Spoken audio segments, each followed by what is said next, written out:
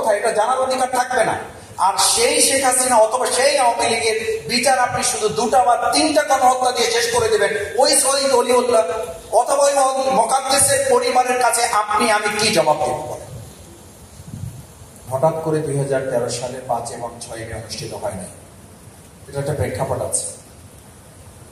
1941, 42 কিংবা 43 সাল থেকে গণহত্যা বা জেনোসাইড শব্দটি ব্যবহৃত হয়।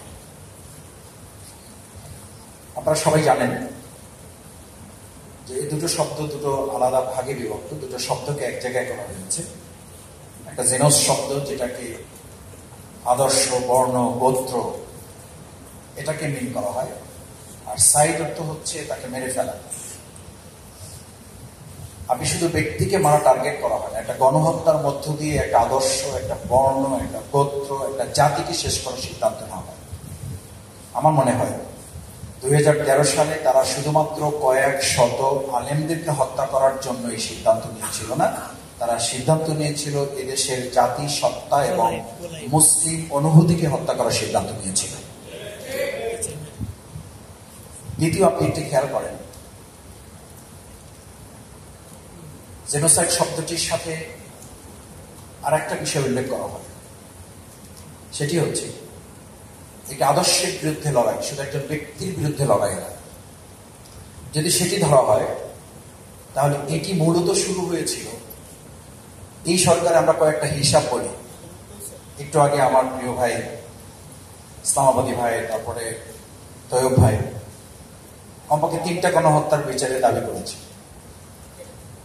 আমি একজন ক্ষুদ্র রাজনৈতিক কর্মী এবং ছোট মজলুম মানুষ হিসাবে আমি বলতে চাই, পুরো একটা যুগ বা 15টা বছর, 16টা বছর আসলে গণহত্যার একটা পিরিয়ড হিসাবে বাংলাদেশে না গোটা বিশ্বের মানচিত্রে তারা এটাকে সেট আপ করে দিয়ে গেছে। কারণ প্রতিদিন হত্যা হয়েছে। এবং আপনারা জানেন, আজকেও যদি একদম মেইন স্ট্রিম পত্রিকার তথ্য আপনারা নেন তাহলে জানবেন যে কমপক্ষে 5,500 লোককে গুম, খুন, হত্যা সরাসরি এই সরকার প্রতিদিনই 2 জন, 4 জন, 5 জন করে করেছে। এবং জেনোসাইডের ট্রেডিশনটাই হচ্ছে প্রতিদিন কোন রকম ব্রেকআপ ছাড়া, মাঝখানে কোনো বিরতি ছাড়া এই কাজটি তারা সম্পন্ন করে। এবং কবে শুরু হয়েছে আপনাদের নিশ্চয়ই মনে আছে, 2006 সালের 28শে অক্টোবর প্রথম। এরা সরকারই আসে, তারা তখনও বিরোধী দল। তখন তারা প্রকাশ্যে ঘোষণা দিল লগি বৈঠার মাধ্যমে তাদের নেতা কর্মীদেরকে রাজধানীতে জড়ো হওয়ার জন্য। আচ্ছা, আপনি বলেন, রাজধানীতে কি নৌকা চলে? সেখানে লগি বৈঠা আনতে হবে কেন? তারা তো নৌকা চালানোর জন্য আসে না, তারা তো সিদ্ধান্ত নিয়ে এসেছিল একটা জাতি, একটা গোষ্ঠী, একটা বর্ণ, একটা গোত্রকে, আদর্শকে শেষ করে তারা নতুন একটা আদর্শ এখানে বিনির্মাণ করবে। এই আদর্শ বিনির্মাণে যারা কাজ করেছে, আমার মনে হয় 3টা বা 4টা গণহত্যা না, প্রত্যেকটা ঘটনায় একবার করে আওয়ামী লীগকে নিষিদ্ধ করা এবং একবার করে শেখ হাসিনা ফাঁসি রায় হওয়া উচিত।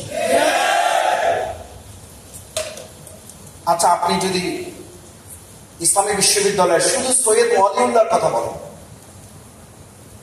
একজন জীবন্ত মেধাবী রেকগনাইজড ইসলামী ছাত্র সংগঠন, ইসলামী ছাত্র শিবিরের বিশ্ববিদ্যালয়ের দায়িত্বশীল, তাকে বাস থেকে নামিয়ে কোথায় নিয়ে যাওয়া হয়েছে আমরা সেই ওয়ালিউল্লাহর খবর জানি না, আমরা সেই মুকাদ্দেসের খবর জানি না। আচ্ছা, আপনি বলেন, এই লোকটা লাশ পাওয়ার অধিকারটা কি তার পরিবারের থাকবে না? তার কবরটা কোথায় এটা জানার অধিকার থাকবে না? আর সেই শেখ হাসিনা অথবা সেই আওয়ামী লীগের বিচার আপনি শুধু 2টা বা 3টা গণহত্যা দিয়ে শেষ করে দেবেন। ওই শহীদ অলিউল্লাহ অথবা ওই মোকাদ্দেসের পরিবারের কাছে আপনি আমি কি জবাব দেব?